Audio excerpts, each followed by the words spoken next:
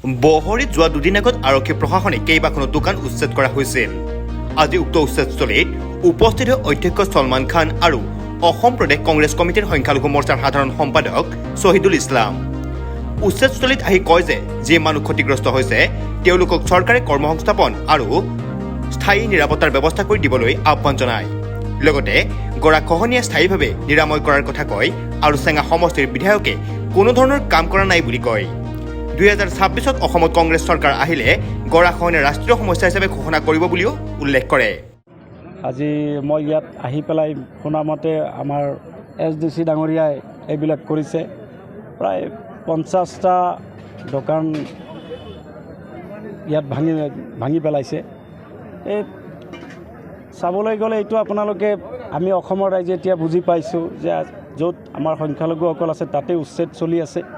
তাৰ কাৰণে এইটো হ'ল 26 চনৰ তেওঁৰ যি নিৰ্বাচন হ'ব, এই নিৰ্বাচন কেন্দ্ৰিক এই উচ্ছেদবোৰ কৰি আছে তেখেতে কিবা কৰি তেখেতে নিৰ্বাচনটো পাৰ কৰাৰ কাৰণে আজি সংখ্যালঘু এলেকাসমূহত তেওঁ উচ্ছেদ কৰি আছে। এই অমানৱীয় কাণ্ডবোৰ তেখেতে কৰি আছে। আপোনালোকে হয়তো নাজানে, সুপ্ৰিম কোৰ্টৰ অৰ্ডাৰ আছে যে যদি ক'ৰবাত উচ্ছেদ কৰা যায় তাত আগতীয়াকৈ তেওঁলোকক আমি ভাৰতীয় নাগৰিকক যদি আমি উচ্ছেদ কৰোঁ তেতিয়াহ'লে আগতীয়াকৈ তেওঁলোকক আমি সংস্থাপন কৰিব লাগিব। তাৰ পিছতহে আমি তাত উচ্ছেদ কৰিব পাৰিম। আৰু আমাৰ হাইকোৰ্টৰো মানে নিৰ্দেশ দিয়া আছে যে ইলিগেলি ক'তো উচ্ছেদ কৰিব নোৱাৰিব। গতিকে তাৰ সত্ত্বেও যে আজি তেখেতসকলে এনেকুৱা গুণ্ডাগিৰ্দি কৰি মানুহক এক অমানৱীয়ভাৱে তেখেতসকলে যি উচ্ছেদ কৰি আছে এইটো গোটেই অসমৰ মানুহে ঘৃণা কৰিছে, নিন্দা কৰিছে। হেমন্ত বিশ্ব শৰ্মা ডাঙৰীয়া আজি এটা কমিউনিটিক টাৰ্গেট কৰি তেওঁ যি উচ্ছেদ চলাই আছে, যোৱা দুদিন আগতে আপোনালোকে দেখিবলৈ পাইছে যে আজি গোৱালপাৰাত দুটা জেগাত তেখেতে উচ্ছেদ কৰিছে। সেইসকল ক'ৰ মানুহ? সেইসকলে ভাৰতীয় হয়, তেওঁলোকে ভাৰতীয় নাগৰিক, তেওঁলোকে কোনো বিদেশী নহয়। গতিকে বিদেশী স্বদেশী মানুহক যি অত্যাচাৰ কৰি আছে এই অত্যাচাৰ কৰাটো বন্ধ কৰিব লাগিব। অন্যথাই আজি গোটেই অসম নহয় গোটেই ভাৰতবৰ্ষত এইবোৰ চাই আছে, মানুহে চাই আছে। আৰু আমি চৰকাৰক মই হেমন্ত বিশ্ব শৰ্মা ডাঙৰীয়াক অনুৰোধ কৰিম যে যিসকল ব্যক্তিক ইয়াত আমাৰ উচ্ছেদ কৰিছে, সৰু সৰু দোকান কৰি তেওঁলোকে নিজৰ জীৱিকা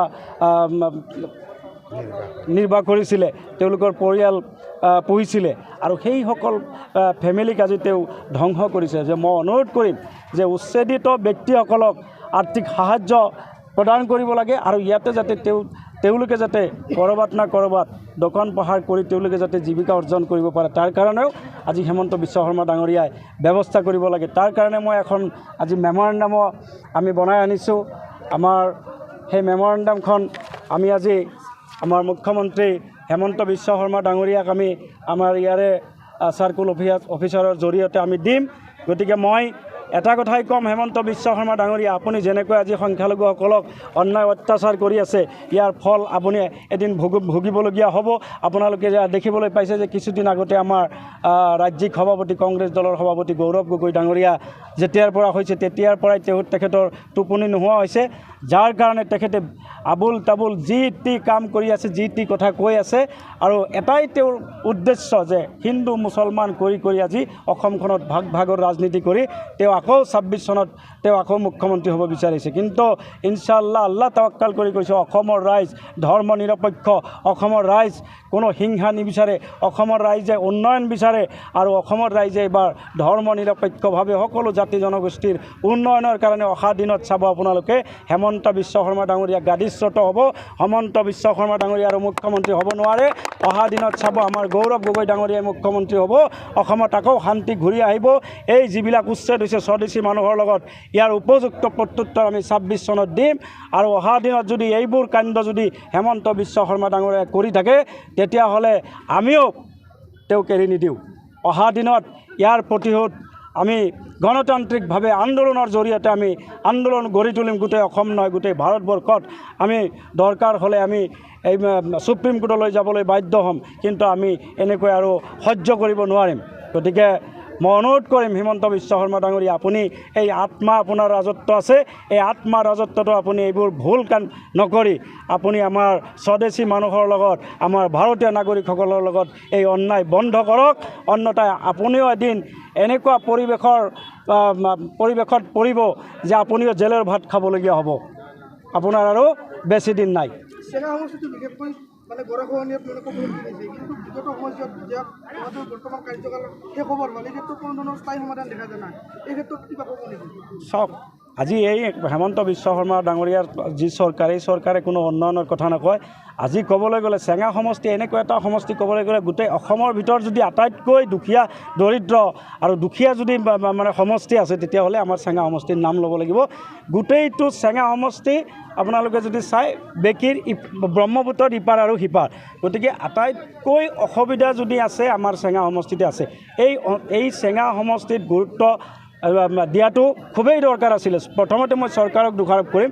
আৰু UDFৰ বিধায়কৰ কথা আপুনি সুধিছে, UDFৰ বিধায়কৰ কথা কি ক'ম? UDFৰ কোনো উন্নয়নৰ কাৰণে বিধায়ক হয় জানো? তেখেতসকলে এটা ইছ্যু লৈ আজি আৱেগিক কৰি তেওঁলোকে বিধায়ক হয়। তেওঁলোকে কোনো কামৰ কাৰণে, উন্নয়নৰ কাৰণে বিধায়ক হোৱা নাই। তেওঁলোকে অকল হেমন্ত বিশ্ব শৰ্মা ডাঙৰীয়াৰ তোষামোদকাৰী, হেমন্ত বিশ্ব শৰ্মা ডাঙৰীয়াৰ প্ৰশংসাৰ কাৰণে, বিজেপিৰ প্ৰশংসাৰ কৰাৰ কাৰণে, অমিত শ্বাহৰ প্ৰশংসাৰ কৰাৰ কাৰণে আৰু নৰেন্দ্ৰ মোদী ডাঙৰীয়াৰ প্ৰশংসা কৰাৰ কাৰণে UDF দলটো আছে। আৰু আমাৰ আজমল ডাঙৰীয়াই এই প্ৰশংসাবোৰেই কৰি থাকে। কেতিয়াবা কোনোবাক ভাই বুলি কয়, কেতিয়াবা আটাইতকৈ বিশ্বৰ ভিতৰত আটাইতকৈ মানে শক্তিশালী প্ৰধানমন্ত্ৰী বুলি কয়, ভাল প্ৰধানমন্ত্ৰী বুলি কয়। গতিকে এইবোৰে তেওঁলোকে কথা। UDFৰ কথা মই ক'বলৈ নাযাওঁ। তেওঁলোকে উন্নয়নৰ কথা চিন্তা নকৰে। আৰু ইয়াৰে যিজন বিধায়ক আছে, সেই বিধায়কজনেও এই সমষ্টিৰ উন্নয়নৰ কাৰণে তেওঁ বিধায়ক হোৱা নাই। 100% যদি বুলি কোৱা নাই, গভৰ্ণমেণ্ট অহাটো নিশ্চিত। মই আপোনালোকক আজি টাইম লিখি থাকক, মই কৈ থৈ দিলোঁ। 26 চনত কংগ্ৰেছৰ চৰকাৰ হ'ব। আৰু চৰকাৰ হ'লে গৰাখহনীয়াৰ যি সমস্যা, বানপানীৰ যি সমস্যা, এইটো ৰাষ্ট্ৰীয় সমস্যা হিচাপে আমাৰ কংগ্ৰেছ দলে ঘোষণা কৰিব। আপোনালোকক মই এইটো প্ৰতিশ্ৰুতি দি থৈ গ'লোঁ। আৰু এটা কথা মনত ৰাখিব, গৰাখহনীয়াৰ সমস্যা যদি আমাৰ এই চেঙা সমষ্টিত যদি সমাধান নহয়, স্থায়ী সমাধান নহয়, তেতিয়াহ'লে কোনোদিনো আমাৰ এই চেঙা সমষ্টিৰ মানুহ উপকৃত নহ'ব। চেঙা সমষ্টিৰ মানুহ ফৰৱাৰ্ডত যাব নোৱাৰিব। চেঙা সমষ্টিৰ কেতিয়াও উন্নয়ন হোৱা বুলি আপুনি ভাবিব নোৱাৰে। গতিকে চেঙা সমষ্টি গোটেই বৰপেটা জিলা বুলি নহয়, গোটেই অসমত আটাইতকৈ বেছি কাম কৰিবলগীয়া আছে চেঙা সমষ্টিৰ মানুহ। বৰপেটাৰ পৰা লাচিত বানৰ report, UJNE 365। Stay informed, stay ahead. News NE 365.